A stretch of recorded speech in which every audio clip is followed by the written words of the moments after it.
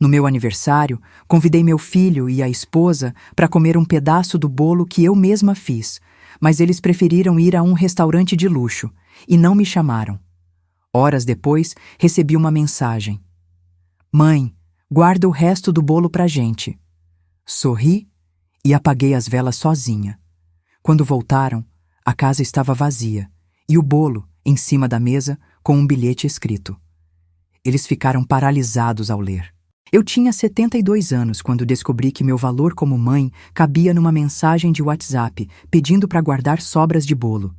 Deixa eu te contar como foi o dia em que apaguei velas sozinha e acendi, pela primeira vez em décadas, a chama da minha própria dignidade. Era 23 de abril. Acordei cedo, como sempre, mas aquele dia era diferente. 72 primaveras, como minha avó Sebastiana costumava dizer. Ela, que me ensinou tudo sobre bolos, teria ficado orgulhosa do que eu preparei naquela manhã. Cereja com cobertura de chocolate belga. Não era qualquer receita. Era aquela receita. A que minha avó anotou à mão num caderno pautado amarelado pelo tempo, com aquela letra tremida que só quem viveu muito consegue fazer. Cada ingrediente tinha significado. As cerejas eram importadas caras, mas eu não liguei. Afinal, quantos aniversários de 72 anos a gente tem na vida? O cheiro tomou conta da casa inteira. Chocolate derretendo, massa crescendo no forno, aquele aroma doce que abraça a gente por dentro. Enquanto esperava assar, fui até o armário da sala e peguei a toalha de mesa verde esmeralda que herdei da minha mãe. Ela bordou cada canto à mão, com flores miúdas cor de marfim. Passei a mão no tecido e senti um aperto no peito. Será que alguém guardaria aquilo quando eu não estivesse mais aqui? Coloquei a toalha na mesa da varanda. Comprei velas cor de pérola numa loja chique do centro, daquelas que custam 3 vezes mais que as comuns, mas brilham diferente quando acesas. Arrumei 2 pratos de porcelana, os que uso só em ocasiões especiais. Guardanapos de pano dobrados com capricho. Tudo pronto às 5 da tarde. Peguei o celular e liguei para o Juliano, meu único filho.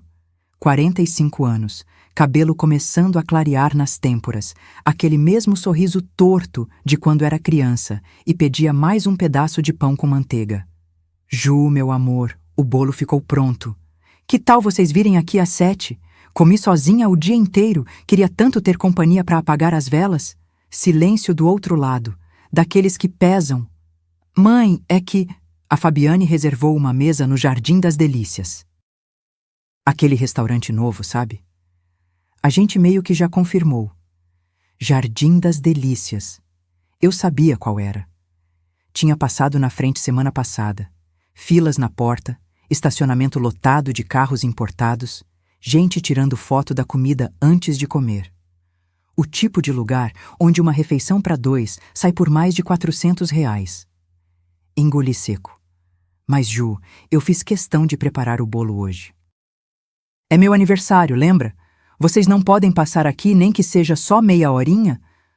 Ouvi a voz da Fabiane ao fundo, aguda, impaciente. Fala que a gente passa depois, Ju. Fala logo. Meu filho suspirou. Aquele suspiro cansado de quem não quer discutir. Mãe, a gente passa depois, tá bom? Aproveita e guarda um pedaço para nós. Depois. Sempre depois. Desliguei o telefone e fiquei ali parada, olhando aquele bolo perfeito em cima da mesa. As velas cor de pérola esperando para serem acesas. A toalha bordada que minha mãe fez com tanto carinho. Os 2 pratos vazios. Sentei na cadeira de vime da varanda e respirei fundo. O sol estava se pondo, pintando o céu de laranja e rosa. Bonito demais para um momento tão feio. Pensei em quantas vezes, nos últimos 3 anos, desde que Juliano casou com a Fabiane, eu tinha ficado em segundo plano. Natal passado, eles foram para a casa dos pais dela. Ano novo, viajaram sem me avisar. No aniversário dele, em janeiro, eu dei R$ 8.000 de presente para ajudar com a reforma do apartamento. Ele mal olhou nos meus olhos quando agradeceu. Mas eu nunca tinha sentido isso antes. Essa dor aguda no peito, como se alguém tivesse enfiado uma agulha bem no meio do externo e torcido devagar. Eles não viriam. No meu aniversário, eles escolheram ostras e champanhe em vez da minha companhia. E eu? Eu estava ali, com um bolo feito à mão, velas caras e uma solidão que doía até na alma. Mas o pior ainda estava por vir, e quando veio, mudou tudo. Se você já sentiu que seu amor valia menos que um compromisso qualquer, fica comigo até o final dessa história. Porque o que aconteceu depois daquela noite me ensinou que a gente só perde quando aceita migalhas no lugar do banquete. Se inscreve no canal para não perder os próximos relatos. Tem muita gente que precisa ouvir isso. ROK Parte 2. A mensagem que partiu o coração. 9:30 da noite. Eu ainda estava sentada naquela cadeira de vime, olhando o bolo intocado. As velas continuavam apagadas dentro da caixinha. A toalha verde esmeralda parecia me julgar. Tanta preparação para nada. Foi quando o celular vibrou. Peguei com aquela expectativa boba que a gente tem mesmo quando já sabe que vai se decepcionar. Mensagem do Juliano. Antes de abrir, vi que ele tinha postado foto no Instagram. Curiosidade idiota, eu sei, mas abri mesmo assim. Lá estava meu filho. Sorriso largo, taça de espumante na mão, Fabiane ao lado dele com aquele vestido vermelho justo, decote generoso, fazendo biquinho para a câmera. A legenda dizia: Noite perfeita, no melhor restaurante da cidade. Noite perfeita. Enquanto eu apagava 72 velas sozinha, a noite dele era perfeita. Respirei fundo e abri a mensagem. Mãe, guarda o resto do bolo pra gente. A Fabi adorou a ideia de provar amanhã. Li 3 vezes, 4, 5. Cada palavra era uma facada diferente. Guarda o resto do bolo. Como se eu tivesse feito aquilo para sobrar. Como se o bolo não fosse parte de um momento que eles tinham acabado de destruir. Como se eu fosse a geladeira da família, só servindo para armazenar coisas para quando eles tivessem vontade. E o pior, a Fabi adorou a ideia. Fabiane nem tinha vindo, nem tinha me ligado para dar parabéns. Mas já estava decidindo quando ia comer o bolo que eu fiz no meu aniversário, que eles ignoraram. Travei o celular e coloquei no colo. Fiquei olhando pro nada por uns bons 10 minutos. O silêncio da casa era ensurdecedor. Nenhum vizinho, nenhum carro passando, nenhum cachorro latindo. Só eu e aquele vazio que parecia ter eco. Levantei, acendi as velas sozinha. Todas as 72. A luz dourada dançava no meu rosto enquanto eu cantava parabéns em voz baixa, quase um sussurro. Parabéns para você, nesta data querida. Minha voz falhou no meio. Engoli o choro e terminei. Muitas felicidades, muitos anos de vida. Soprei as velas de uma vez. Não pedi nada. Não tinha mais o que pedir. Sentei na cadeira da cozinha e deixei a cabeça cair entre as mãos. Foi aí que as lembranças vieram como enxurrada. Juliano tinha 7 anos quando o pai morreu. Infarto fulminante, do nada, numa manhã de terça-feira. Eu tinha 38.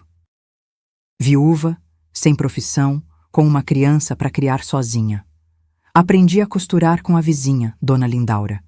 Comecei fazendo bainha de calça por R$ 5.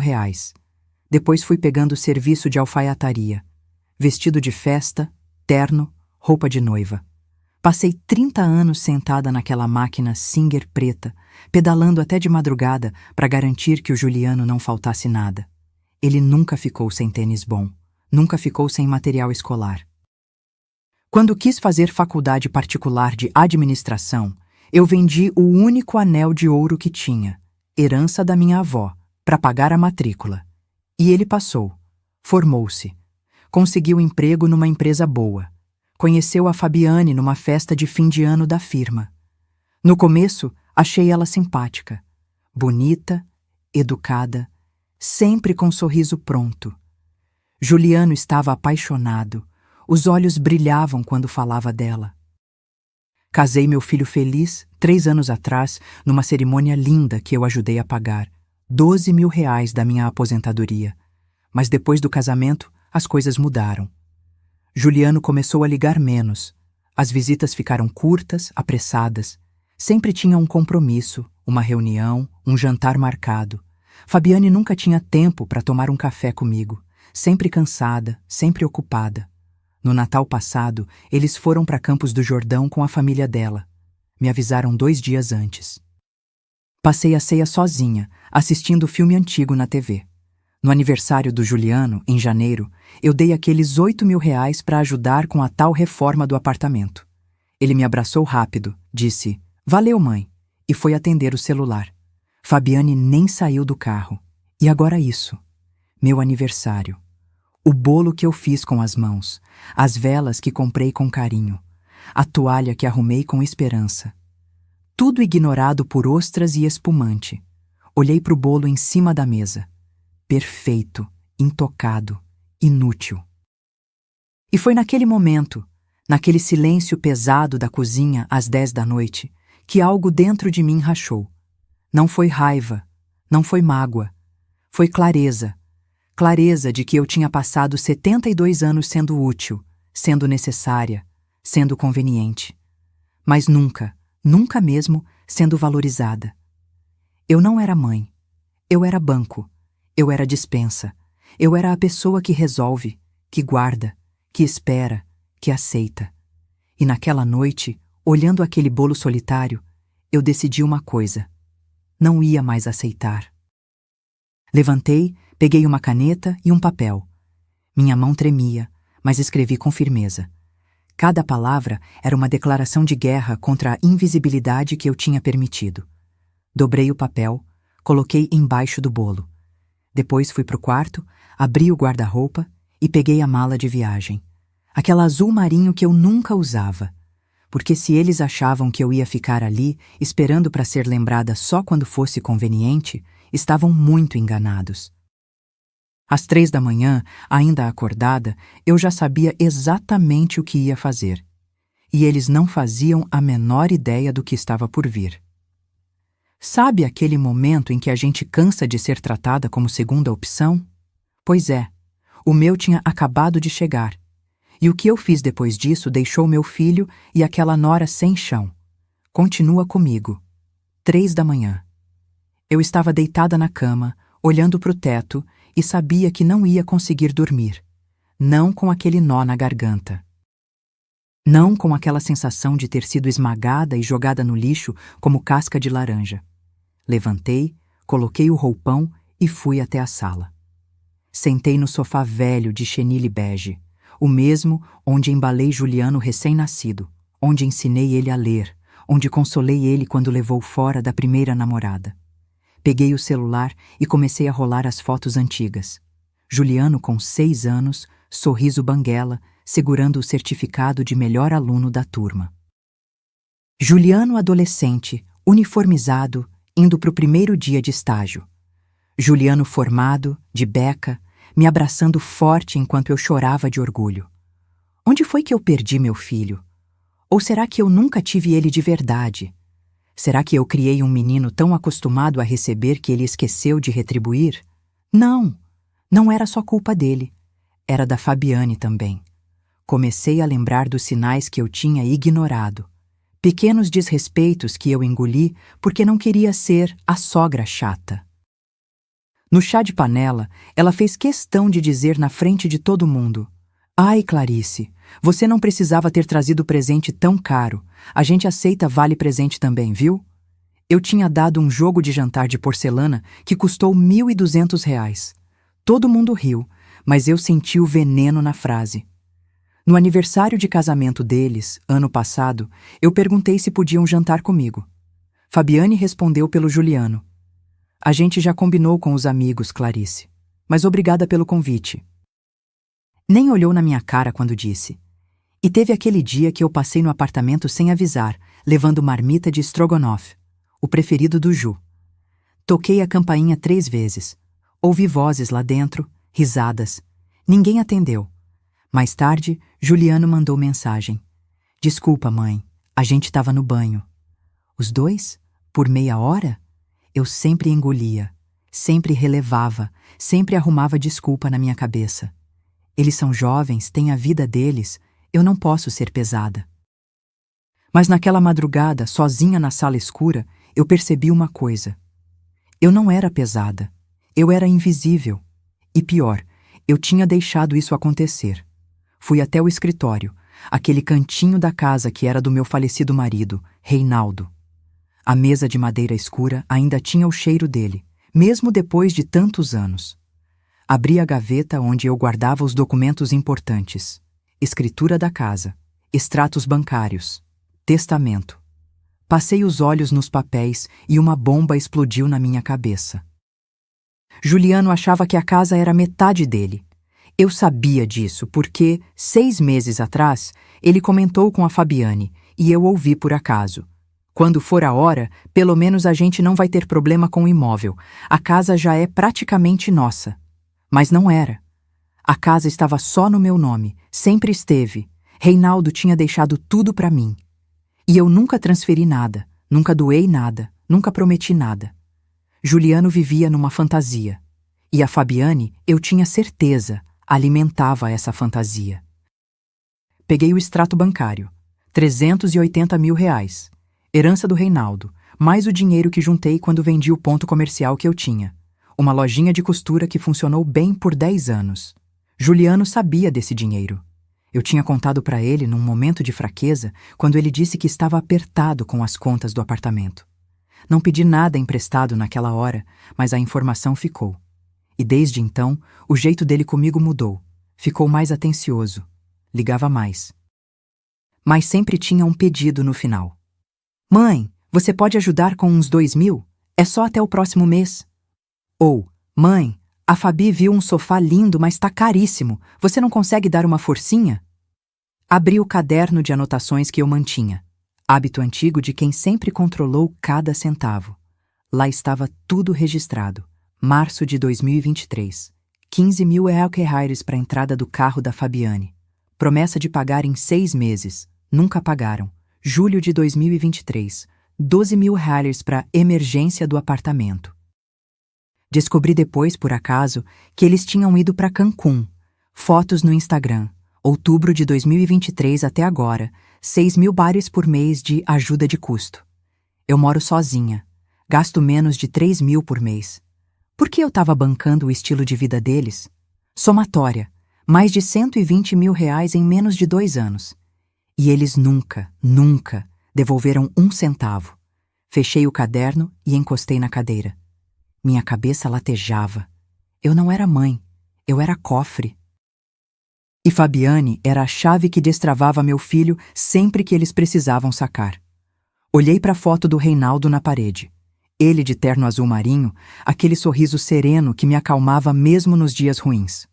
Amor, eu fui idiota, sussurrei pro retrato. Eu deixei nosso filho virar isso, mas não ia deixar mais.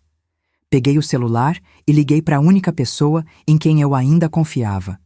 Miriam, minha prima. Morava no interior, numa cidade pequena a 3 horas daqui. Viúva também, mas livre, leve, feliz. Atendeu no 3º toque, voz sonolenta. Clarinha, tudo bem? São 3 da manhã. Miriam, eu preciso sair daqui. Posso ficar uns dias na sua casa? Silêncio. Depois, a voz dela ficou firme, preocupada. Claro que pode. O que aconteceu? Eu vou te contar tudo quando chegar, mas eu preciso sumir por um tempo. Preciso pensar longe daqui. Quando você vem? Amanhã de manhã. Vem. A casa é sua, prima, e você sabe que eu não julgo nada. Desliguei e respirei fundo. Pela primeira vez em 72 anos, eu ia fazer algo só para mim. Sem pedir permissão, sem avisar, sem me justificar, e assumir. E quando Juliano e Fabiane voltassem para buscar o resto do bolo, iam encontrar muito mais do que esperavam. Iam encontrar o fim da mulher que aceitava migalhas, e o começo da mulher que eu deveria ter sido desde sempre. E você já chegou num ponto em que percebeu que precisava desaparecer para ser notada? Eu cheguei. E o que aconteceu quando eles descobriram que eu tinha sumido foi devastador. Fica até o final. 6 da manhã. O sol ainda nem tinha nascido direito quando comecei a arrumar as malas. Não tinha dormido nada, mas estava estranhamente desperta. Como se cada célula do meu corpo soubesse que aquilo era necessário. Abri o guarda-roupa e peguei só o essencial. Roupas confortáveis, alguns vestidos simples, o casaco de lã bege que eu gostava. Nada de luxo, nada que pesasse. Mas tinha coisas que eu não podia deixar para trás. Fui até a cômoda e peguei o estojo de veludo vermelho onde guardava o broche de ouro da minha mãe. Uma joia antiga, delicada, com detalhes em filigrana. Minha mãe usava em todas as festas importantes. Quando ela morreu, foi a única coisa que eu pedi para ficar comigo. Abri o estojo, o broche brilhava na luz fraca da manhã. Passei o dedo na superfície fria e senti um aperto no peito. Quantas vezes eu pensei em dar aquilo para o Juliano? Quantas vezes quase entreguei, achando que ele ia valorizar, que ia entender o significado? Mas agora eu sabia. Se eu desse, Fabiane ia vender. Ia trocar por uma bolsa de grife ou um jantar caro. E o broche da minha mãe ia virar nota de R$ 500 na mão de um estranho. Coloquei o estojo na mala. Aquilo era meu. Peguei também o álbum de fotos antigas. Juliano bebê. Eu e Reinaldo no dia do casamento. Minha avó Sebastiana na cozinha, sorrindo com as mãos sujas de farinha. Não eram só fotos. Era a prova de que eu tinha vivido, amado, construído algo antes de virar só uma fonte de dinheiro. Fui até o escritório e peguei os documentos importantes. Escritura da casa, certidões, extratos bancários. O testamento que eu tinha feito 2 anos atrás, e que Juliano achava que dizia uma coisa, mas dizia outra completamente diferente. Coloquei tudo numa pasta plástica azul e enfiei no fundo da mala. Depois fui até a cozinha. O bolo ainda estava lá. Intocado. Perfeito.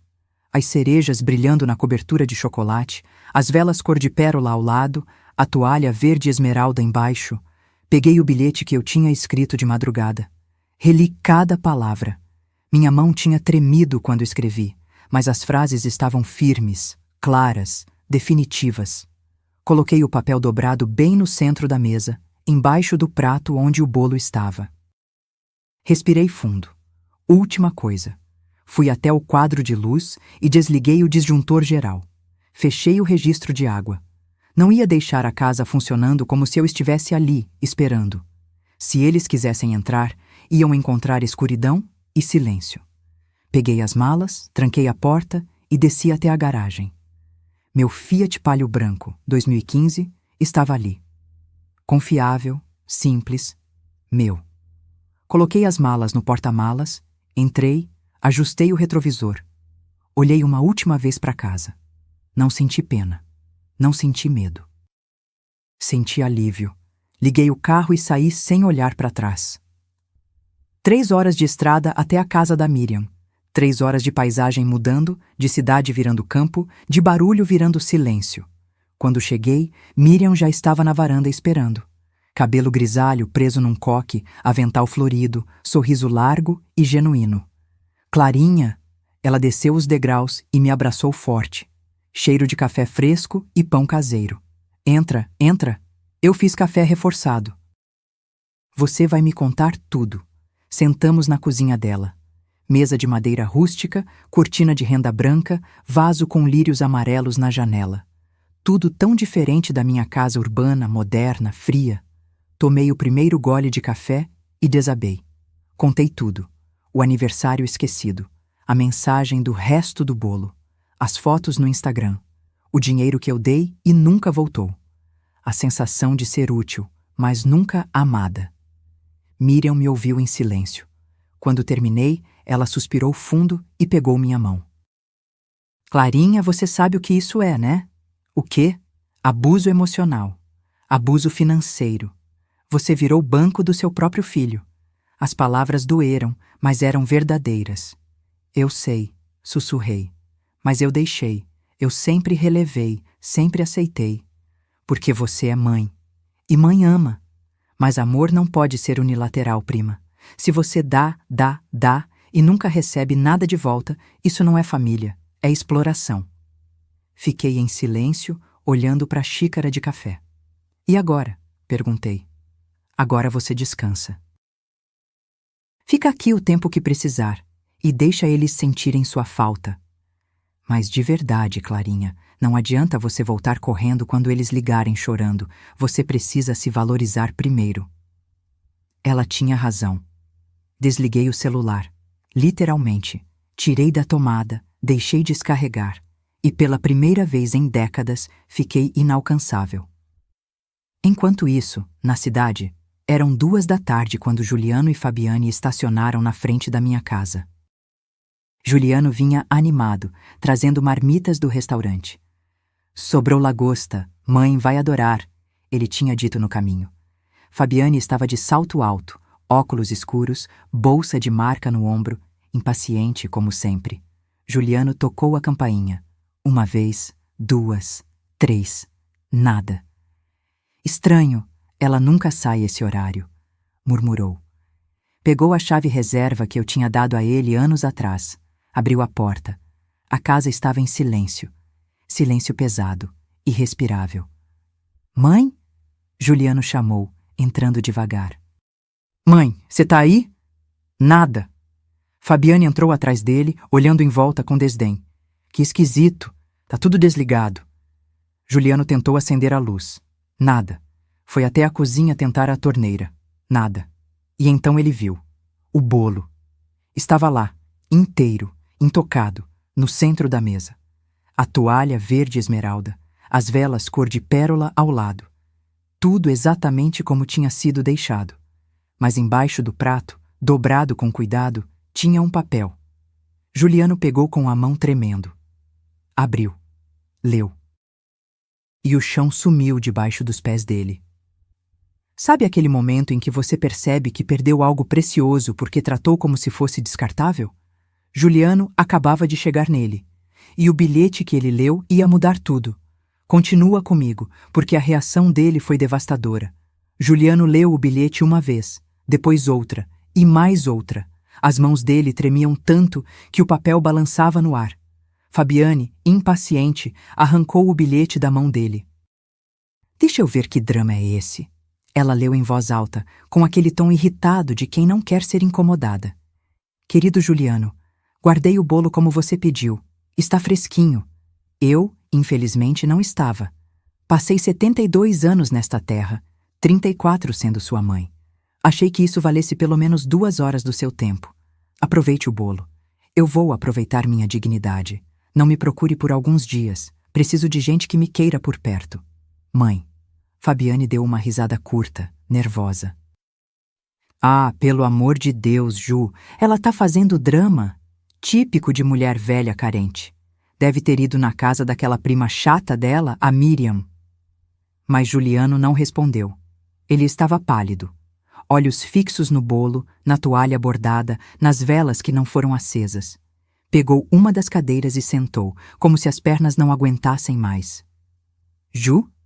Fabiane franziu a testa. Você vai ficar aí parado? Liga pra ela. Ele pegou o celular com a mão trêmula. Discou. Caiu direto na caixa postal. Discou de novo. Caixa postal. E de novo. E de novo. Nada. Ela desligou o telefone. Murmurou, voz sumida. Minha mãe desligou o telefone. Fabiane bufou, jogando a bolsa no sofá. Ai, que exagero, Juliano. A mulher tá fazendo escândalo por causa de um jantar. A gente ia lá no dia seguinte, não ia? Não era como se a gente tivesse sumido para sempre. Juliano virou para ela. E pela primeira vez em 3 anos de casamento, o olhar dele não era mais dócil. Era duro, acusador. Fabiane, era o aniversário dela. E daí? A gente tinha compromisso. Compromisso? A voz dele subiu. A gente escolheu lagosta em vez da minha mãe. Ah, para, Juliano. Você tá sendo dramático igual a ela agora. A Clarice sempre foi assim, carente, grudenta. A gente não pode viver em função dela. Ela não é grudenta. Ela é sozinha. Juliano levantou, passando a mão no cabelo, descontrolado. Você sabe quantas vezes minha mãe pediu alguma coisa? Quantas vezes ela implorou atenção? Nenhuma. Ela só pediu pra gente comer um pedaço de bolo com ela. 2 horas. Só isso. Fabiane cruzou os braços, irritada. Ah, tá bom. Agora a culpa é minha, é? Eu que sou a vilã? Você me convenceu a não ir.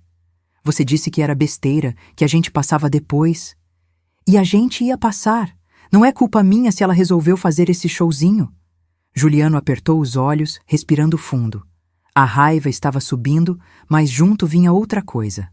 Algo pior. Culpa. Culpa pesada, sufocante, que apertava o peito dele como um torno. Ele olhou em volta. A casa estava escura, sem energia, fria, vazia, igual ele tinha deixado a mãe se sentir. Eu preciso encontrar ela, disse, pegando o celular de novo. Ligou para Miriam. Tocou, tocou, tocou. Atendeu. Alô? Miriam, é o Juliano. A minha mãe tá aí? Silêncio. Miriam, por favor, eu sei que ela tá aí. Eu só quero falar com ela, saber se ela tá bem. Juliano. A voz da prima era firme, cortante. Sua mãe não quer falar com você agora. Mas eu preciso explicar. Explicar o quê? Que você deixou ela sozinha no aniversário dela? Que você só lembrou dela quando quis guardar sobras de bolo? Eu sei que eu errei, Miriam, mas... Não tem mas, Juliano. Você magoou ela. Feio. E ela precisa de tempo para processar isso. Respeita o espaço dela. Mas e se acontecer alguma coisa? E se... Nada vai acontecer. Ela tá bem. Tá segura. Tá comigo. E quando ela quiser falar com você, ela fala. Até lá, deixa ela em paz. E desligou. Juliano ficou parado, olhando para o celular como se ele tivesse se transformado em pedra. Fabiane revirou os olhos. Falei. Ela tá na casa da Miriam fazendo gracinha. Deixa pra lá, Ju. Daqui uns dias ela volta. Mas Juliano não estava ouvindo. Ele andou até o escritório da mãe, aquele cantinho que ele raramente entrava. Abriu a gaveta da mesa. Estava vazia. A escritura da casa, que sempre ficava ali, sumida. Os extratos bancários sumiram. O testamento sumiu. O coração dele disparou. Fabiane! Gritou. Ela veio arrastando o salto. Que foi agora? Os documentos dela sumiram. Tudo. Escritura, extratos, testamento. Fabiane empalideceu. Por um segundo, a máscara de indiferença caiu. Como assim sumiram? Ela levou tudo. Juliano abriu outra gaveta desesperado. Fabiane, ela levou tudo. Mas por quê? Ela tá com raiva por causa de um jantar e resolve levar os documentos? Juliano parou. Olhou para a esposa. E pela primeira vez, ele viu. Ele viu a ganância nos olhos dela, o desespero disfarçado de preocupação, a conta sendo feita mentalmente, sem escritura, sem acesso fácil, sem controle. Você tá preocupada com os documentos? Disse ele devagar. Não com a minha mãe. Claro que eu tô preocupada com sua mãe, mas Ju, a gente precisa ser prático também. Ela tem quase 80 anos. Ela tem 72. Tanto faz, ela é idosa, pode esquecer as coisas, pode ter um treco.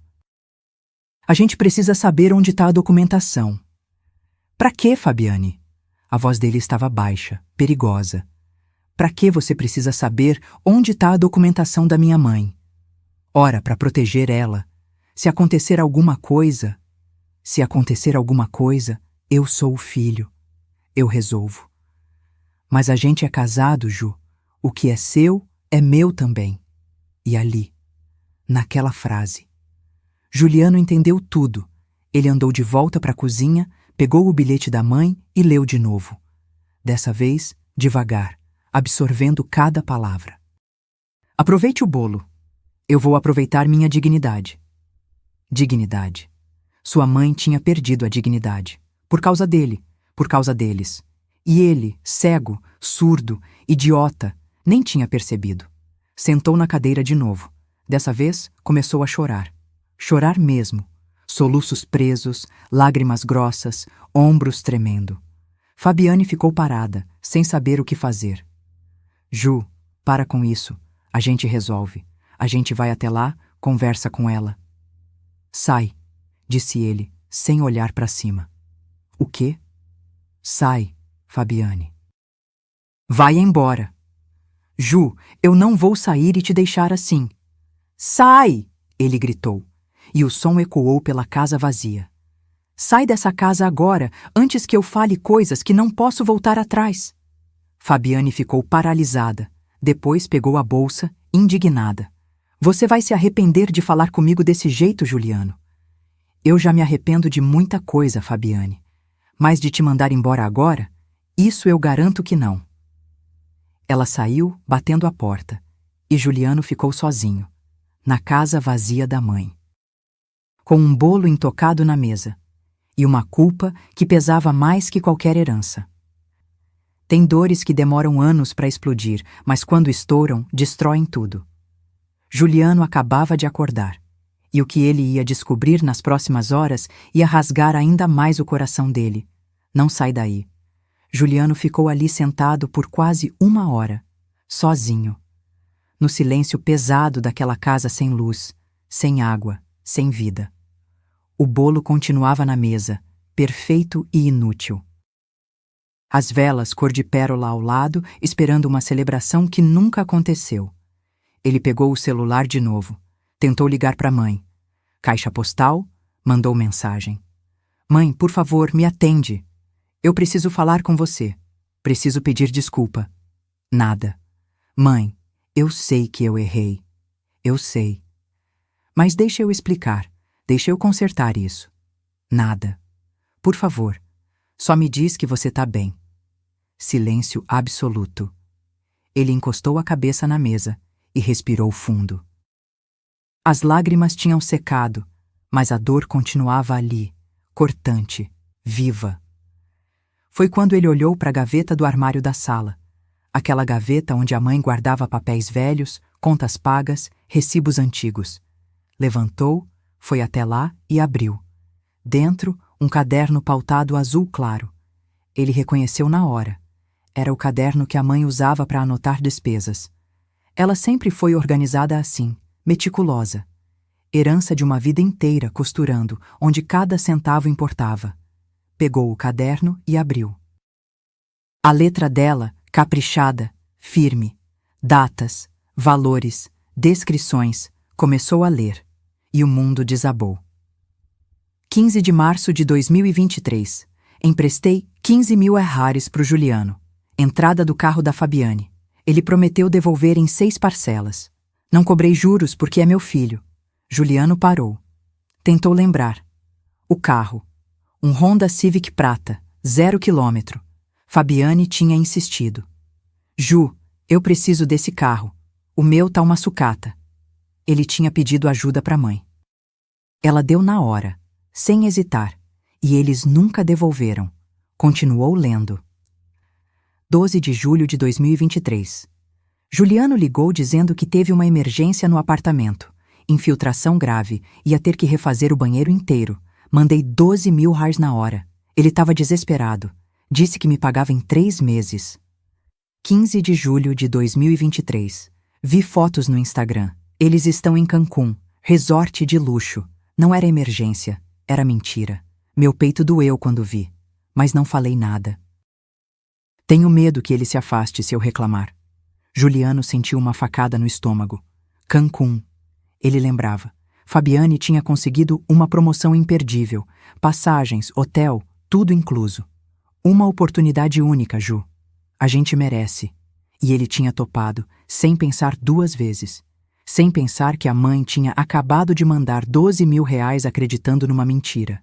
Virou a página, mãos tremendo. Outubro de 2023. Abril de 2025. Comecei a mandar 6,000 por mês pro Juliano. Ele disse que o salário não estava dando conta e que a Fabiane estava sem trabalho.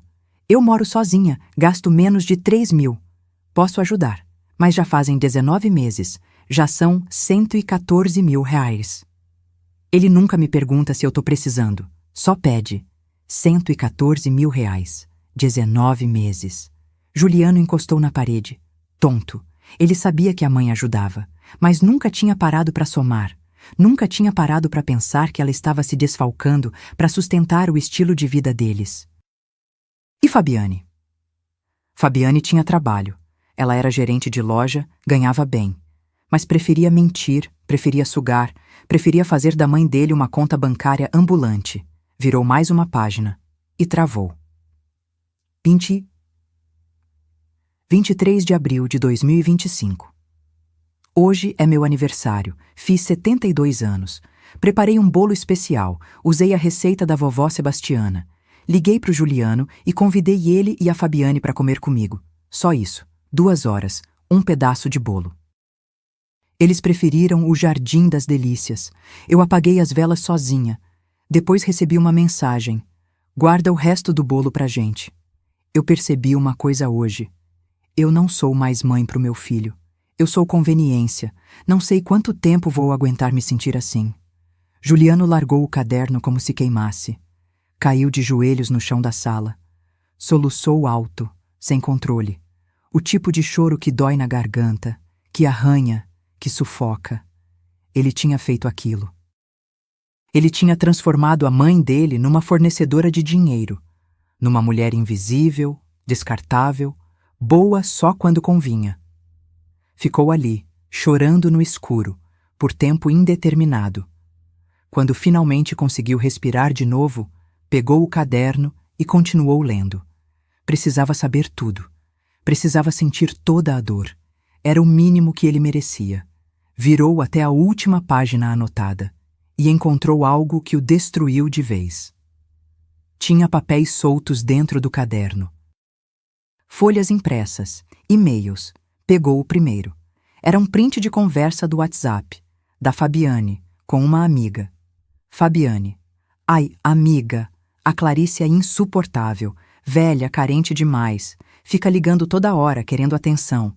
Eu ignoro, mas o Ju sempre fica com dó. Amiga. Mas ela ajuda vocês financeiramente, né? Fabiane. Sim, e ainda bem. Senão a gente não ia conseguir manter o padrão. Mas é cansativo, sabe? Parece que ela acha que porque dá dinheiro, tem direito de ser grudenta. Amiga. Que pesado. Fabiane. Nem me fala. Mas fazer o quê, né? Pelo menos quando a velha morrer, o apartamento é nosso. Ju falou que a casa tá praticamente no nome dele já. Juliano leu 3 vezes. 4. 5. Quando a velha morrer. Fabiane tinha falado isso. Sobre a mãe dele. Fabiane estava esperando a mãe dele morrer. Ele levantou cambaleando, foi até o banheiro e vomitou. Vomitou a lagosta, cara. Vomitou o champanhe importado. Vomitou a vergonha, a culpa, o nojo de si mesmo. Quando saiu do banheiro, pegou o celular e ligou para Fabiane. Ela atendeu no segundo toque, voz irritada. Agora você liga? Depois de me expulsar da casa? Fabiane. A voz dele estava gelada. Eu achei umas coisas aqui. Uns papéis, uns prints. Silêncio do outro lado. Que prints? Você sabe quais. Juliano, eu não sei do que você está falando. Quando a velha morrer, o apartamento é nosso. Ele cuspiu as palavras. Essas foram as suas palavras. Você chamou minha mãe de velha. Você tá esperando ela morrer. Ju, eu tava nervosa quando escrevi isso, tava desabafando. Desabafando? Ele gritou. Você chamou minha mãe de grudenta? Você disse que ela é carente, insuportável. Enquanto pegava o dinheiro dela, Fabiane. Enquanto mentia, pegava emprestado e nunca devolvia.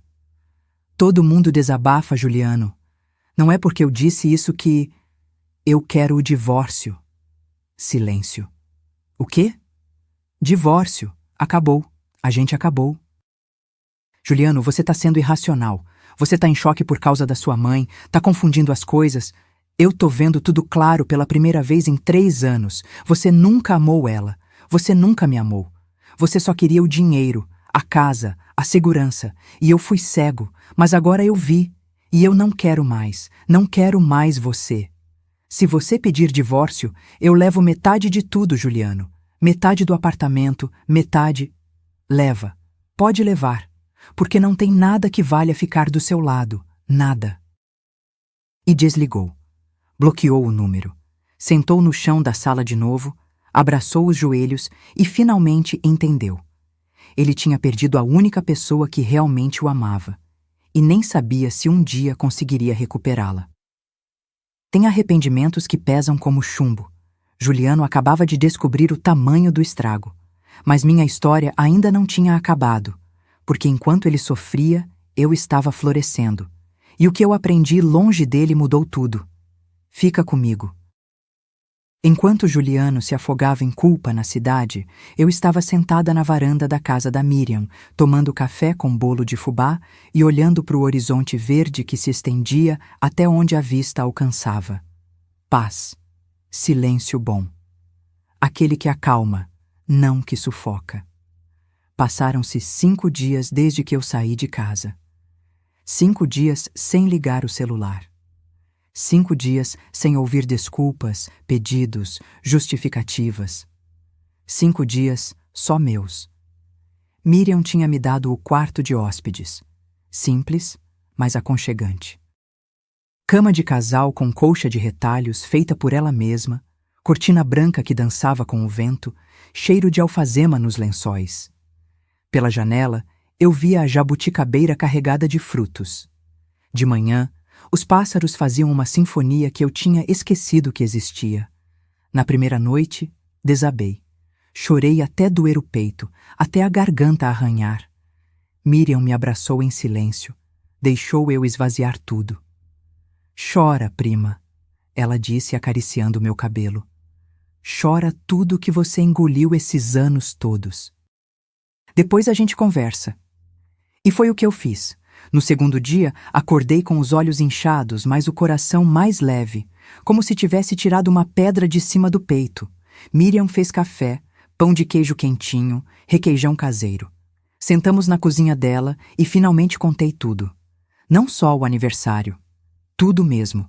Os empréstimos nunca devolvidos. Os R$ 120 mil que saíram da minha conta em menos de 2 anos. A sensação de ser uma extensão da carteira deles. Nunca uma pessoa. As visitas curtas, apressadas, mecânicas. O jeito como Fabiane falava comigo, sempre com pressa, sempre irritada, sempre me fazendo sentir que eu estava atrapalhando. Miriam me ouviu sem interromper. Quando terminei, ela suspirou e segurou minha mão. Clarinha, eu preciso te falar uma coisa. E você não vai gostar de ouvir. Olhei para ela, assustada. O quê? Você tem R$ 380 mil guardados, certo? Acenei que sim. E o Juliano sabe disso. Sabe, admiti baixinho. Mas, então, prima, você não é mãe para o seu filho. Você é investimento. As palavras caíram como um martelo. Doeu. Doeu muito, mas era verdade. A Fabiane sabe desse dinheiro também? Perguntou Miriam. Eu nunca contei para ela diretamente, mas tenho certeza que o Juliano comentou. Então pronto, tá tudo explicado. Você virou vaca leiteira, Clarinha, e enquanto tiver leite, eles vão continuar ordenhando. Fechei os olhos, respirei fundo. Eu deixei isso acontecer, Miriam. Deixou. Mas não porque você é burra ou fraca. Você deixou porque você é mãe.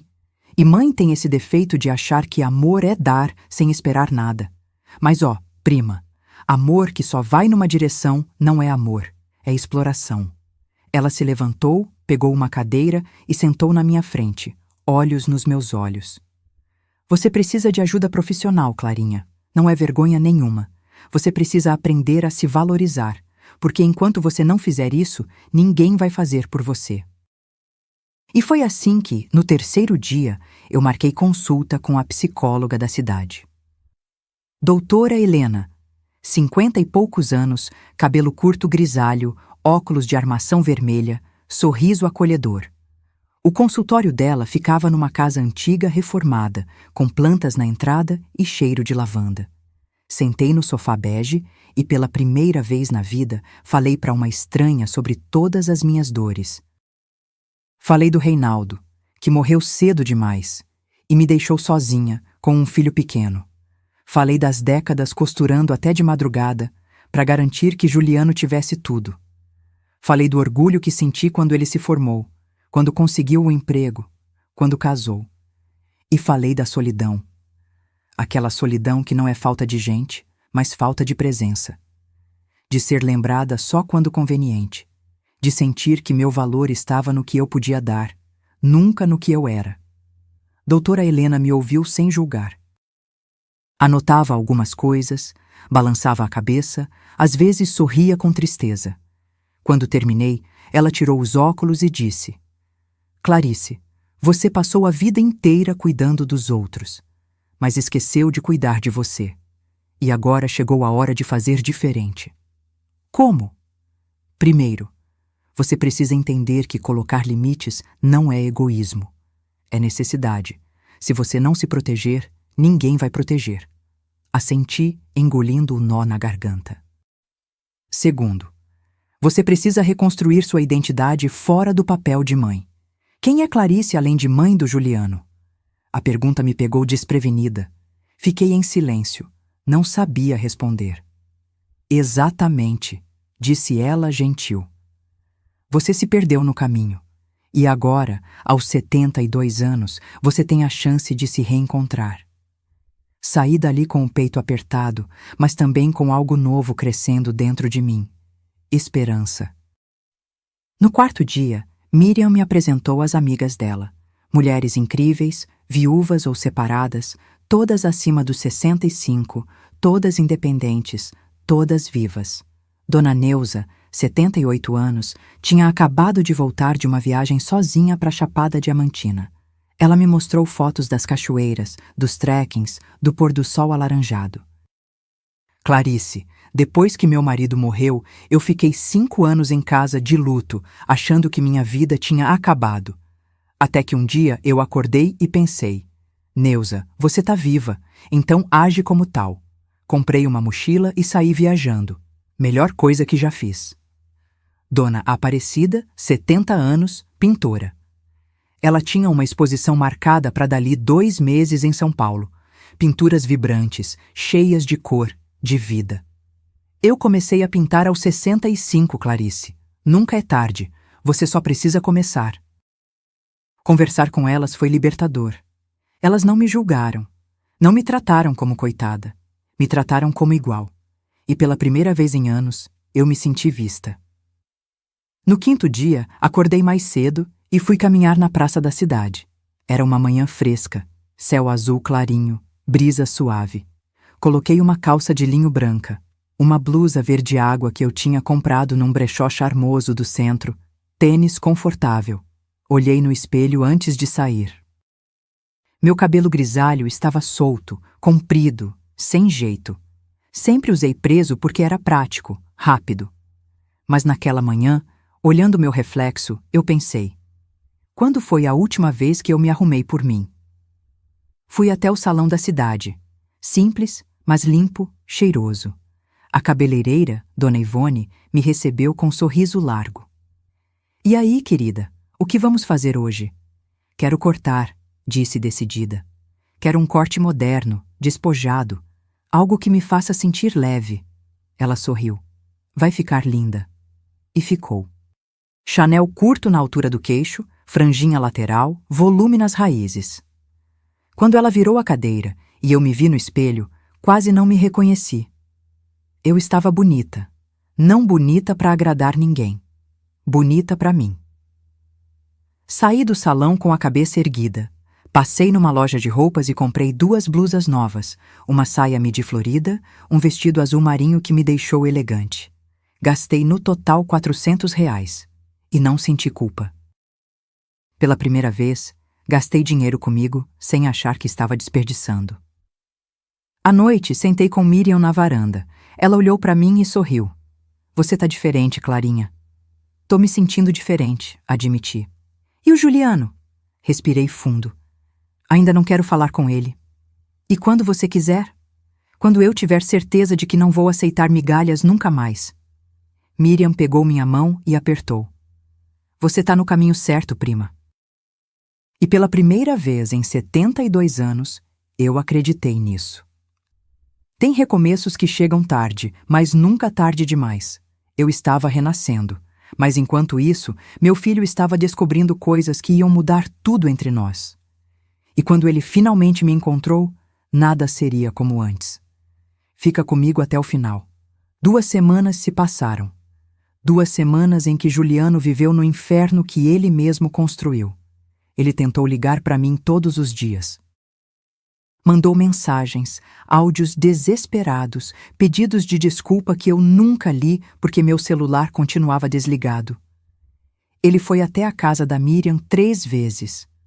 Nas 3, ela não abriu a porta.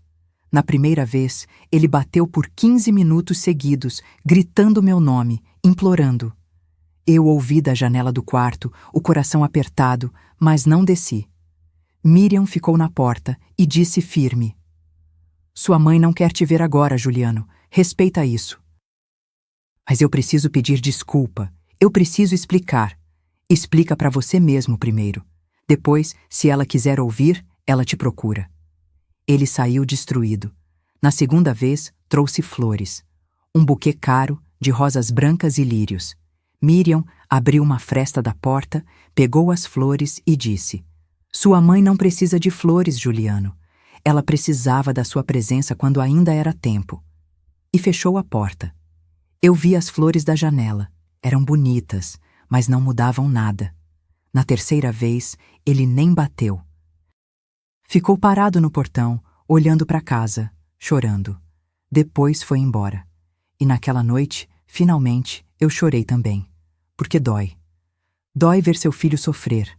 Dói saber que você causou isso, mesmo que ele tenha merecido. Dói ser mãe e ter que escolher entre perdoar rápido ou ensinar devagar. Mas eu não voltei atrás, porque pela primeira vez eu estava escolhendo minha dor, não a dele. Enquanto isso, a vida de Juliano desmoronava. No banco, ele tentou acessar a conta conjunta que tinha comigo. Conta que eu abri anos atrás para facilitar quando ele precisasse comprar algo e eu transferisse o dinheiro direto. Bloqueada. Ele ligou para o gerente nervoso.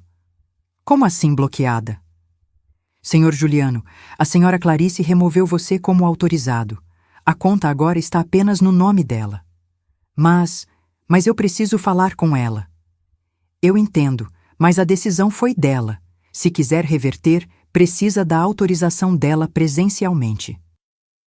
Juliano desligou, atordoado. Ele nunca precisou daquela conta. Nunca usou para emergências de verdade. Mas o fato de eu ter cortado o acesso foi um soco na cara dele. Foi a prova de que eu não era mais a mulher que aceitava tudo calada. Depois, ele tentou ir ao cartório. Queria verificar a escritura da casa. Tinha certeza absoluta, de que pelo menos metade estava no nome dele. Afinal, eu sempre disse que a casa era nossa, que tudo o que eu tinha era dele. Ele pagou a taxa, pediu a segunda via do documento. Quando abriu, o chão sumiu. Proprietária, Clarice Mendes da Silva. Só o meu nome, nenhum outro. A casa nunca foi dele, nunca foi nossa. Sempre foi minha. Ele saiu do cartório cambaleando, entrou no carro e ficou lá dentro por 1 hora, em choque. Fabiane tinha dito 1000 vezes: "Quando sua mãe morrer, a gente tem onde morar." Juliano acreditou. Fabiane planejou em cima disso. Eles contavam com essa herança, mas nunca existiu. Ele pegou o celular e ligou para o advogado da família, Dr. Henrique. "Doutor, eu preciso entender uma coisa. Minha mãe, ela sumiu. Levou todos os documentos e eu descobri que a casa tá só no nome dela. Eu posso fazer alguma coisa?" Dr. Henrique, no seu jeito calmo e direto, respondeu: "Juliano, a casa é da sua mãe. Ela pode fazer o que quiser com o imóvel, inclusive vender, doar ou deixar para quem ela decidir no testamento. Mas ela sempre disse que era minha também." Dizer não tem valor legal, Juliano. O que vale é o que está registrado. E está registrado só no nome dela. E o dinheiro? Ela tem uma quantia guardada, eu sei que tem. Também é dela. Enquanto ela estiver viva e lúcida, ela administra como quiser. Você não tem acesso, não tem direito, não tem nada. a não ser que ela decida te incluir. Juliano desligou, desesperado. Tudo que ele achava garantido era ilusão. E Fabiane? Fabiane mostrou quem realmente era. Quando soube que a casa não estava no nome de Juliano, ela explodiu. Foram 2 semanas de brigas horríveis, discussões que começavam baixo e terminavam com portas batendo, gritos, xingamentos. Você me enganou, Juliano. Você disse que sua mãe tinha deixado tudo encaminhado. Eu achei que tinha. Ela sempre disse que a casa era minha. Achei. Não paga conta, Juliano. A gente planejou a vida em cima disso. Eu larguei oportunidades achando que a gente tinha uma rede de segurança. Que oportunidades, Fabiane? Você trabalha, você ganha bem. Não ganhava tão bem quanto eu queria. E agora? Agora a gente tá sem nada, sem casa, sem dinheiro, sem nada. A gente tem o apartamento que tá financiado até o pescoço. E você acha que eu vou passar o resto da vida pagando prestação enquanto sua mãe fica sentada numa casa que vale mais de 700 mil reais? Juliano olhou para ela, enojado. Você tá ouvindo o que você tá falando, Fabiane? Você tá desejando que minha mãe morra. Eu não tô desejando, eu só tô sendo realista. Ela tem 72 anos, Juliano. Ela não vai viver para sempre. Sai da minha frente, ele gritou, empurrando uma cadeira. Sai agora antes que eu fale algo que não dá para voltar atrás. E Fabiane saiu, bateu a porta, voltou para a casa da mãe dela e dali a 3 dias mandou mensagem. Eu quero o divórcio e eu vou levar metade de tudo. Juliano nem respondeu, só bloqueou, porque finalmente, depois de 3 anos cego, ele enxergou. Fabiane nunca o amou. Ela amou o que ele poderia herdar. E agora que a herança não existia, ela sumiu. E Brites. Foi numa manhã de domingo, 3 semanas depois que eu saí de casa, que Juliano apareceu de novo no portão da Miriam. Dessa vez, ele não bateu, não gritou, não implorou. Só ficou ali parado, segurando uma carta. Miriam me chamou. Clarinha, seu filho tá aí. Mas dessa vez ele trouxe uma carta. Ele tá pedindo só para você ler. Não precisa responder se não quiser. Olhei pela janela. Juliano estava magro. O rosto abatido, barba por fazer, olheiras fundas. Parecia 10 anos mais velho. Eu não senti pena. Senti dor. Mas não voltei atrás. Miriam desceu, pegou a carta e subiu. Entreguei para mim sem dizer nada. Sentei na cama do quarto e abri. A letra dele trêmula, irregular. Ele tinha chorado enquanto escrevia. Dava para ver pelas manchas borradas no papel. Mãe, eu não sei se você vai ler isso. Não sei se eu mereço que você leia. Mas preciso tentar. Eu descobri o caderno. Descobri os e-mails da Fabiane. Descobri tudo. E pela primeira vez na vida, eu entendi o tamanho da minha cegueira. Você me criou sozinha. Trabalhou até de madrugada para eu não faltar nada. Me deu educação, amor, dignidade. E eu te paguei com abandono. Eu escolhi restaurantes caros em vez de 2 horas com você. Escolhi viagens mentirosas em vez de honestidade. Escolhi uma mulher que te desprezava em vez de defender a única pessoa que sempre me amou de verdade. Eu não tenho desculpa. Não tenho justificativa. Eu fui covarde, egoísta e cego. Eu terminei com a Fabiane. Ela mostrou quem sempre foi. Interesseira, fria, gananciosa. E eu casei com ela. Trouxe ela para perto de você. Deixei ela te machucar. Esse é o meu maior arrependimento. Mãe, eu não tô pedindo perdão porque eu sei que não mereço. Eu só tô pedindo uma chance de mostrar que eu posso ser diferente. Que eu posso ser o filho que você merecia ter tido desde sempre. Eu entendo se você não quiser me ver. Eu entendo se você me tirar da sua vida. Mas, por favor, só me diz que você tá bem. Só isso. Eu preciso saber que você tá bem. Te amo. E vou passar o resto da vida tentando provar isso. Juliano. Dobrei a carta devagar. Coloquei no criado mudo. E chorei. Não porque eu ia voltar atrás, mas porque era isso que eu precisava ouvir. Não justificativa. Não desculpa. Reconhecimento. Mas ainda não era hora de responder. Porque antes de perdoar meu filho, eu precisava me perdoar. E isso ia demorar um pouco mais. Tem perdões que precisam de tempo, e cartas que doem mais do que silêncios. Juliano tinha acordado, mas eu ainda estava aprendendo a andar sozinha. E o que aconteceu quando finalmente nos encontramos mudou tudo. Não desgruda daí. 1 mês inteiro. 30 dias longe da minha casa, longe da minha rotina, longe do meu filho. 30 dias que me transformaram mais do que os últimos 10 anos. Eu não era mais a mesma mulher que saiu naquela madrugada com o coração partido. Tinha algo diferente em mim agora. Algo que brilhava nos meus olhos quando eu me olhava no espelho. Dignidade. Doutora Helena me ajudou a entender que eu tinha passado décadas confundindo amor com sacrifício, que ser mãe não significava ser capacho, que cuidar não era sinônimo de se anular, e que nunca era tarde para se reerguer. Numa quinta-feira de manhã, tomando café com Miriam na varanda, eu finalmente disse: eu vou voltar. Ela parou com a xícara no ar. Tem certeza? Tenho, mas não vou voltar para ser a mesma. Vou voltar para fechar esse ciclo do jeito certo. Miriam sorriu, orgulhosa. Então vamos juntas.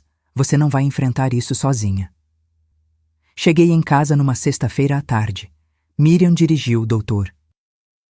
Henrique veio também. Eu tinha pedido para ele estar presente como testemunha e apoio jurídico. Quando abri a porta, a casa estava exatamente como eu deixei. O bolo ainda estava na mesa, agora mofado, coberto de bichinhos. As velas cor de pérola ao lado, intocadas. A toalha verde esmeralda manchada. Ninguém tinha limpado. Ninguém tinha mexido. Juliano tinha respeitado. Ou talvez tivesse medo de entrar. Liguei a energia de novo. A luz voltou, fria e crua. Abri as janelas. O cheiro de mofo tomou conta de tudo. Respirei fundo. Era a hora. Peguei o celular, que eu tinha religado no caminho, e mandei mensagem pro Juliano. Estou em casa. Preciso conversar com você. Amanhã, 10h. Traga apenas você. Sem Fabiane. A resposta veio em segundos. Mãe, graças a Deus, eu vou. Eu terminei com a Fabiane. Eu juro, eu vou sozinho. Obrigado por me dar essa chance. Não respondi mais nada. O sábado, 10h em ponto. A campainha tocou. Abri a porta. Juliano estava na frente, magro, abatido, olhos vermelhos. Parecia que não dormia há dias. A barba mal feita, camisa amarrotada, mãos tremendo. Quando me viu, os olhos dele encheram de lágrimas. Mãe, entra, disse seca, mas não fria. Tem gente esperando. Ele entrou e travou ao ver Miriam e Dr. Henrique sentados na sala. Mãe, por quê? Senta, Juliano. Ele sentou. Parecia uma criança sendo chamada para bronca na escola. Eu sentei na poltrona em frente a ele. Miriam e Dr. Henrique nas laterais, como uma espécie de tribunal. Porque era isso, eu precisava dele ouvindo, não tentando se justificar. Peguei o caderno azul, aquele onde eu anotava tudo, e coloquei na mesa de centro. Juliano arregalou os olhos. Você viu? Perguntei apontando para o caderno. Ele assentiu, engolindo seco. Vi, eu li tudo. Então você sabe. Sabe quanto você e aquela mulher tiraram de mim. Não só dinheiro, respeito, dignidade, paz. Mãe, eu... Não, cortei, firme. Agora você ouve. Depois, se eu deixar, você fala. Ele fechou a boca, lágrimas escorrendo. Respirei fundo e comecei. Eu passei 34 anos da minha vida criando você sozinha. Trabalhei até de madrugada, costurei até meus dedos sangrarem para garantir que você tivesse tudo. Educação, roupa, comida, dignidade. Quando seu pai morreu, eu podia ter desistido. Podia ter te entregue para minha mãe criar, podia ter voltado para a casa dos meus pais. Mas eu não desisti. Porque você era meu filho. E eu te amava. Juliano soluçou. Eu sei, mãe. Deixa eu terminar. Minha voz estava firme, mas carregada de dor. Quando você cresceu, quando conseguiu o emprego, quando casou, eu achei que tinha feito o meu papel. Achei que você estava pronto. Mas você não estava. Você se casou com uma mulher que via dinheiro onde devia haver família, que chamava sua mãe de velha carente por mensagem, que esperava eu morrer para ficar com minha casa. Juliano empalideceu. Como você... Peguei os prints que eu tinha guardado, aqueles que ele também tinha encontrado. Joguei na mesa. Eu sabia antes de você, Juliano. Eu sabia fazia meses. Uma amiga dela, com dó, me mostrou. E sabe o que eu fiz? Nada. Porque eu tinha medo. Medo de te perder. Medo de que se eu reclamasse, você escolhesse ela. Ele cobriu o rosto com as mãos, chorando. Mãe, eu sinto muito. Eu sinto tanto. E você escolheu. Continuei, implacável. Você escolheu ela. No meu aniversário, quando eu te pedi 2 horas, você escolheu lagosta e champanhe. Você me mandou guardar sobras, como se eu fosse geladeira, como se eu não tivesse sentimentos. Eu fui um idiota. Eu fui cego. Você foi egoísta. Cortei. E eu deixei. Eu deixei porque tinha medo de te perder. Mas sabe o que eu aprendi nesse 1 mês longe? Que eu já tinha te perdido fazia tempo. Eu só não queria aceitar. O silêncio pesou. Dr. Henrique se mexeu na cadeira, observando. Miriam segurou minha mão, me dando força. Respirei fundo e continuei. Mas eu também errei, Juliano. Eu te criei achando que amor era dar sem limites. Eu nunca te ensinei a retribuir. Eu nunca te mostrei que relacionamentos são via de mão dupla. Então, parte da culpa é minha, e eu aceito isso. Ele levantou o rosto incrédulo. Mãe, não! A culpa não é sua. É sim, parcialmente. Mas agora eu vou consertar. E você também. Peguei uma pasta que estava ao lado da poltrona. Abri. Dentro, documentos organizados. Isso aqui? Disse mostrando. É o extrato de tudo que você me pediu nos últimos 2 anos. Somando tudo dá R$141 mil. Juliano arregalou os olhos. Tanto assim? Tanto. E você nunca devolveu 1 centavo. Mas eu não quero tudo de volta. Quero metade, 70 mil, em parcelas. Quanto você consegue pagar por mês? Ele estava chocado. Mãe, você tá me cobrando? Estou, porque eu não sou mais banco, sou sua mãe. E mães merecem respeito, não exploração. Dr. Henrique puxou um documento. Eu preparei um contrato simples, R$70 mil, parcelados em 24 vezes, 3 mil por mês, sem juros. Se você concordar, assina aqui. Juliano olhou para o papel, depois para mim. Eu concordo, eu pago, eu vou pagar tudo, mãe. Ótimo. Assina. Ele assinou com a mão tremendo. Depois peguei outro documento. Isso aqui é o testamento. Você precisa saber de uma coisa. A casa está só no meu nome. Sempre esteve. E vai continuar assim enquanto eu estiver viva. Quando eu morrer, sim, vai ser sua. Mas por escolha minha, não por obrigação. Entendeu? Ele assentiu, engolindo seco. Entendi. E mais uma coisa. Eu vou viajar. Vou aproveitar o dinheiro que eu juntei a vida inteira. Vou conhecer praias, cidades, lugares que eu sempre sonhei. E não quero você ou mais ninguém me fazendo sentir culpada por isso. Esse dinheiro é meu, entendeu? Sim, mãe. Eu entendo. Silêncio. Ele respirou fundo e disse, voz embargada. Mãe, eu sei que eu não mereço, mas será que um dia você consegue me perdoar? Olhei nos olhos dele. Aqueles mesmos olhos de criança que me pediam mais um copo de leite antes de dormir. Aqueles mesmos olhos que brilharam no dia da formatura. Perdoar? Repeti.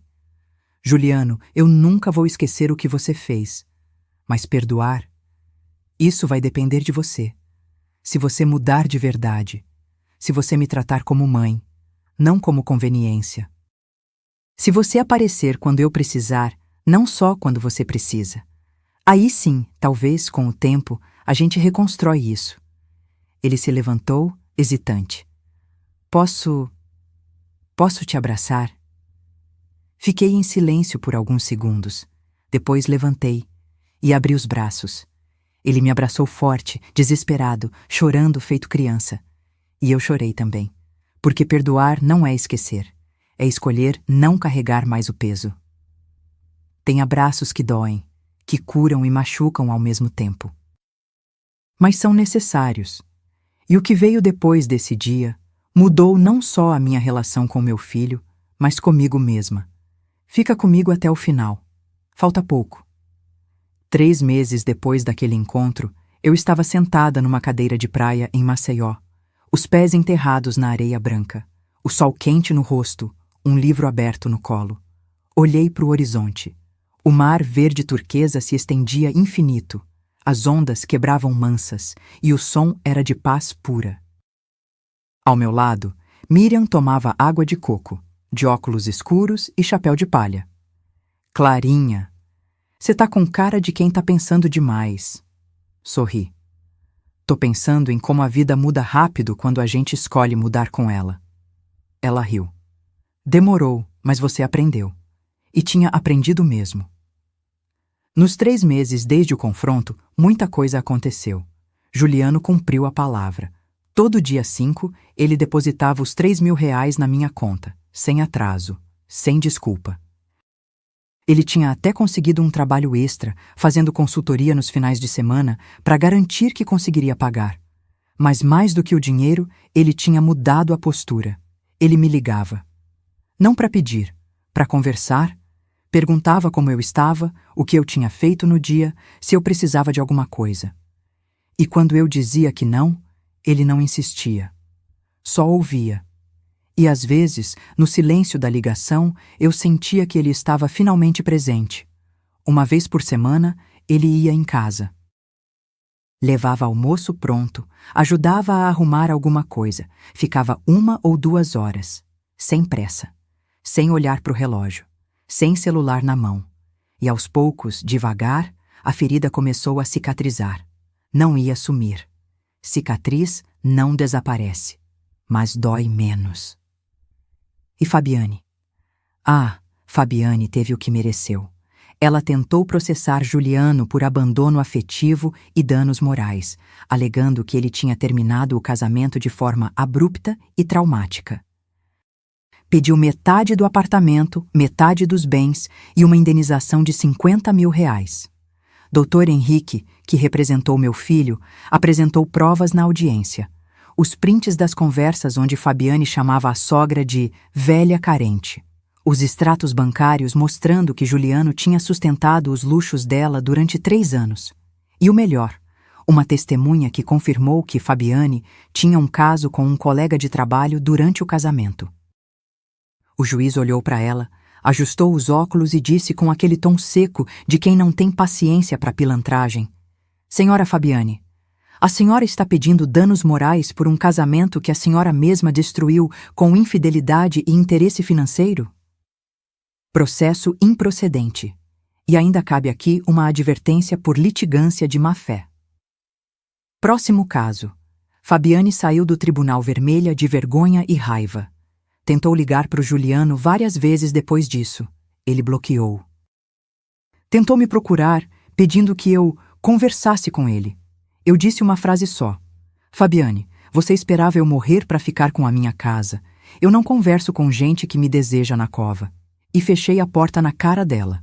Soube depois, por fofoca de vizinha, que ela voltou a morar com a mãe. Perdeu o emprego por faltas excessivas. E o tal caso que ela tinha no trabalho? Sumiu quando descobriu que ela estava desempregada e sem grana. Justiça poética tem dessas coisas. Inasfi Aisu. Mas a melhor parte da minha história não foi a queda da Fabiane. Foi a minha subida. Nos primeiros 2 meses depois do confronto, eu fiz terapia toda semana com a doutora Helena. Trabalhamos autoestima, limites, perdão. Não o perdão de boca, mas aquele que liberta de verdade. E um dia ela me perguntou: Clarice, o que você sempre quis fazer e nunca fez? Pensei. Viajar. conhecer o mar do Nordeste, conhecer a Chapada Diamantiana. Ver o pôr do sol em Fernando de Noronha. E por que nunca fez? Sempre achei que era egoísmo. Sempre achei que meu dinheiro tinha que estar guardado para emergências. E você percebe que a emergência é agora? Que a vida tá passando e você tá deixando ela passar? Saí daquela sessão e comprei passagem. Maceió, 7 dias. Hotel pé na areia. Penso completa. Quando contei pro Juliano, ele sorriu. Um sorriso genuíno, orgulhoso. Vai, mãe, você merece. E fui. Nau Maceió foi só o começo. Depois fui pra Chapada Diamantiana com o grupo da Dona Neuza. Fizemos trilhas, vimos cachoeiras de água cristalina, dormimos em pousadas simples, mas acolhedoras. Eu, com 73 anos, subi morro, atravessei rio, tirei foto em cima de pedra gigante. E me senti viva. Depois, Porto de Galinhas. Depois, Bonito. Depois, Lençóis Maranhenses. Gastei quase R$80 mil em 6 meses de viagem. E não senti um pingo de culpa. Porque aquele dinheiro era meu. Eu tinha suado por ele. Eu tinha trabalhado 30 anos por ele.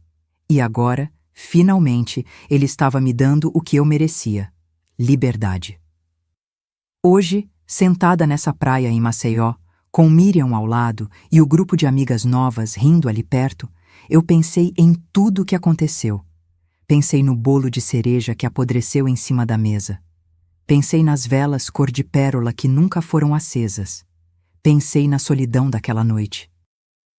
E pensei na mulher que eu era naquele dia, invisível, pequena, aceitando migalhas. Não sou mais ela. Hoje eu sou Clarice, 73 anos, cabelo grisalho curto e moderno, vestido azul marinho esvoaçante, chinelo de dedo simples, pele bronzeada do sol nordestino. Sou mulher que viaja sozinha, que põe limites, que cobra o que é dela, que perdoa, mas não esquece, que ama, mas não se anula. Meu celular vibrou. Mensagem do Juliano. Mãe, transferi os 3 mil. Tô com saudade. Quando você volta? Sorri. Digitei. Semana que vem. E traz almoço, que eu quero ouvir como você tá de verdade. Levo sim. Te amo, mãe. Também te amo, filho. Guardei o celular. Respirei fundo. O vento bagunçou meu cabelo. Miriam olhou pra mim. Tá tudo bem, Clarinha? Tá tudo ótimo, prima. E era verdade. Mamhai sempre de hoje, quando conto essa história, e eu conto para quem quiser ouvir, as pessoas sempre perguntam a mesma coisa. Clarice, você perdoou seu filho de verdade? E eu respondo, perdoei, mas não voltei a ser quem eu era, porque perdoar não é voltar para o passado, é seguir para o futuro sem carregar o peso. Eu perdoei o Juliano, mas não abri mão da Clarice que eu me tornei. Essa Clarice, ninguém tira mais de mim. Aquele bolo de cereja que eu fiz no meu aniversário, jogamos fora depois de 3 dias. Estava mofado, estragado, imprestável. Mas sabe o que não estragou? Eu. Eu floresci. Depois de 72 anos aceitando ser tratada como segunda opção, eu finalmente escolhi ser protagonista da minha própria vida. E hoje, aos 73, posso dizer com todas as letras: essa é a melhor fase da minha vida. Porque dignidade não tem idade. Recomeço não tem prazo de validade. E nunca, nunca é tarde demais para escolher você mesma. Aquele bolo apodreceu, mas eu renasci. Fechei o livro, levantei da cadeira e caminhei até a beira do mar. A água gelada molhou meus pés. O sol começava a se pôr, pintando o céu de laranja e rosa. Olhei para o horizonte e sorri. Porque finalmente, depois de tantos anos, eu não estava mais esperando sobras. Eu estava vivendo o banquete inteiro. E era delicioso. Bomis, Sam, no fim. Reflexão final. Quantas vezes a gente aceita migalhas no lugar do banquete? Quantas vezes a gente se anula esperando que alguém nos valorize? Eu aprendi, aos 72 anos, que dignidade não se pede, se impõe. que amor de verdade não te diminui, te eleva, e que nunca, mas nunca mesmo, é tarde para recomeçar. Se a minha história tocou seu coração de alguma forma, eu quero saber. De onde você está assistindo? Escreve aqui nos comentários a sua cidade, seu estado ou até seu país. Deixa eu saber que essa mensagem chegou até você. E se você conhece alguém que precisa ouvir isso, uma mãe, uma avó, uma amiga que está aceitando menos do que merece, compartilha esse vídeo, porque tem gente que precisa saber que recomeçar é possível. Deixa seu like se você acredita que dignidade não tem idade.